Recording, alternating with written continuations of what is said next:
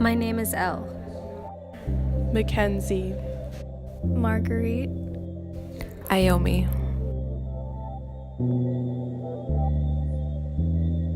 I am 14 years old. 18. 18. I'm 18 as well.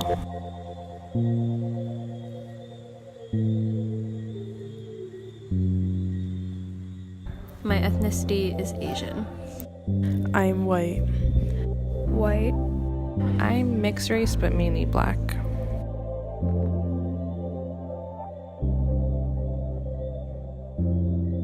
I struggle with anxiety, especially social. I would call myself a perfectionist. Yes, absolutely. The exact diagnosis from the doctor was, I've never seen someone get a 100 in this test before. I do have anxiety. It can get really bad at times. I would call myself a perfectionist, definitely.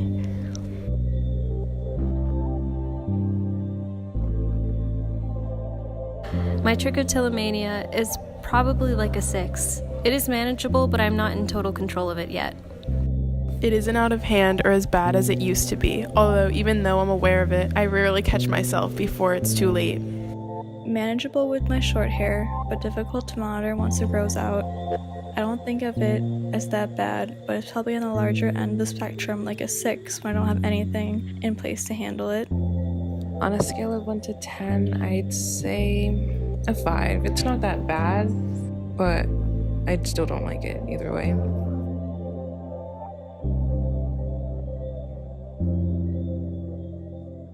I would say my disorder is noticeable. It makes me feel ashamed almost. Guilty.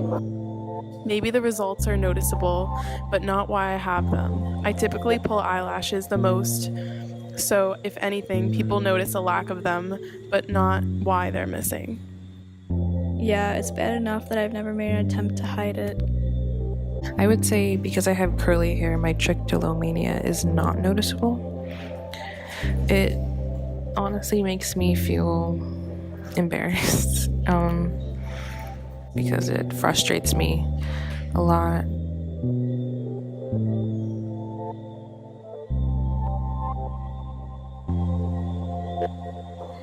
I think stress plays a part in my hair pulling. I am currently doing cognitive behavioral therapy. If I'm alone in an uncomfortable situation, typically my social anxiety is the leading cause. I keep my hair pulled up and away from where I can fuss at it, but it just leads me to pick at other things. I always have low-grade stress from my anxiety, but even more than that, I've noticed just not having anything to do with my hands is a trigger. When I start pulling at my hair, I usually don't even notice, and only later do I notice that, like, my scalp is bleeding. Maybe I would say like if I'm stressed or if I'm doing something that doesn't keep my mind fully focused, or if I'm just thinking about a lot of things. I've also tried catching myself. I've tried training my hand. I'm still trying to train my hand to not go to my head.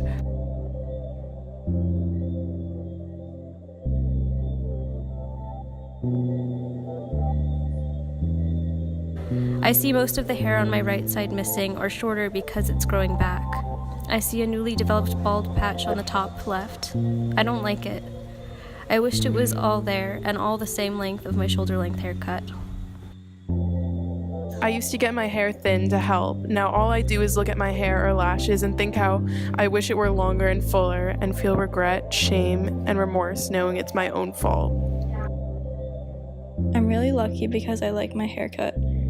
Shaving my head is the only haircut that gives me any sort of cheekbones, though I also kind of look like a thumb. Mainly I miss dyeing my hair. I was that kid in middle school who dyed their hair first and then taught all their friends how to do it, and it was super fun. When I look at my hair, I honestly don't see my trichotillomania. I know it's there, and it makes me kind of feel upset, especially because I kind of have a short patch in the back of my head, which does kind of get noticeable when I do wear my hair out, but because I have curly hair, it's not that noticeable.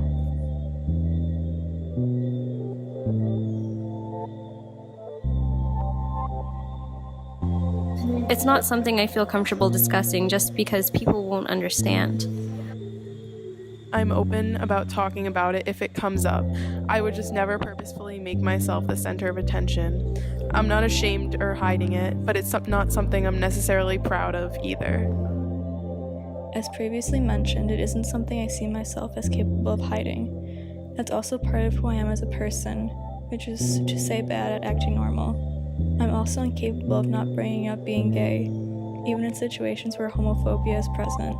Like I'm just bad at not immediately oversharing, which is good as a writer and bad as a person operating in society.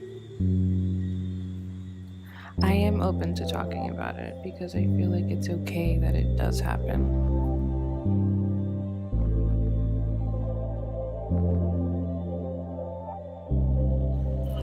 I feel this topic's important because it's either not talked about enough or talked about in the wrong way. When modern society talks about mental health issues, it either comes up as stigma, that people who have mental health problems are not normal. Discrimination comes into play here.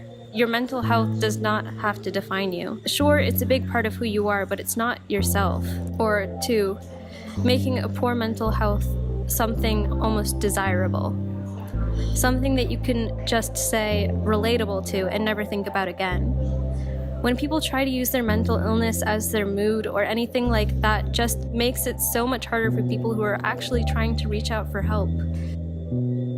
I feel like it should be spoken about more so people know and understand that it's not just about being crazy. Most people have never heard of it, and it explains a lot. I feel like a lot of people have sort of approximate knowledge of the topic, where when you describe it, they know what you're talking about. I think it should be understood better, but I genuinely err on the side of being pro people knowing about disorders and stuff. It makes life less lonely when you know other people have the same weird as you. I feel like this topic is important because mental disorders are always seen as like you're crazy or something's really, really wrong with you, and like everything isn't really like that. Everything isn't always so black and white.